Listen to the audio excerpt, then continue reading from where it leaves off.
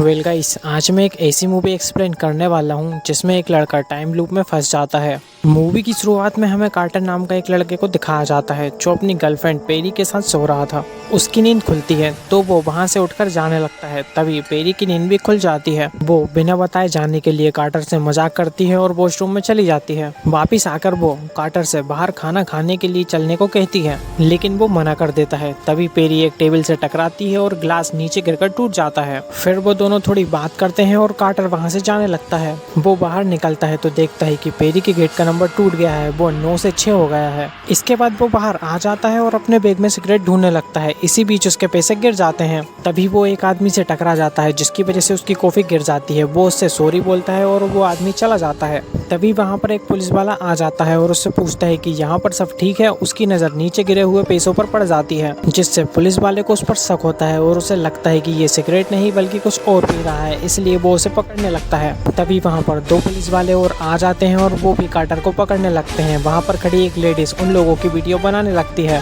Quarter police वाले से उसे छोड़ने के लिए कहता है, लेकिन वो उसे नहीं छोड़ता और दम घुटने की वजह से उसकी मौत हो जाती है। इसके बाद उसकी नींद फिर से पेरी के बेड पर खुलती है और वो डर जाता है। और पेरी के पूछने पर वो उससे बोलता है कि शायद मैंने कोई बुरा सपना देखा है, लेकिन वो नोटिस करता है कि सारी चीज वैसी ही हो रही है जैसे कि पहले हुई थी, जैसा कि ग्लास का टूटना, गेट के नंबर का उल्टा होना और यहाँ तक कि मोबाइल में सेम गाना सुनना। इसके बाद वो नीचे चला जाता है और अपने बैग में सिगरेट ढूंढने लगता है और इस बार कोई गलती ना हो इसलिए वो पैसे निकालकर जेब में रख लेता है और उस आदमी की कॉफी भी नहीं गिराता, लेकिन फिर भी ऑफिसर मर्को उसे रोक लेता है और उसके जेब में रखे पैसे को देख लेता है। वो उसे पकड़ने लगता है, लेकिन कार्टर भागने लगता है, इसलिए वो उसे गोली मार देता है और इस बार वो गोली लगने की वजह से मारा जाता है। एक बार फिर वो पेरी के बेड पर उठता है। अब वो समझ जाता है कि वो किसी टाइम लूप में फंस गया है, इसलिए वो इस बार कुछ अलग करने का सोचता है और इस बार वो पेरी के घर ही रुक जाता है। अब वो खाने के लिए कुछ बनाने लगते हैं। तभी जोर जोर से कोई गेट खटखटाता है। पेरी गेट खोलने जाती है। गेट खोलते ही पुलिस अंदर आ जाती है क्योंकि उन्हें खबर मिली थी कि 6 नंबर रूम में ड्रग्स की डील हो रही है। अब उनके गेट का नंबर तो 9 था, लेकिन टूटने की वजह से वो 6 लग रहा था, इसलिए पुलिस वहाँ पर आ जाती है और कार्टर को मार देती है।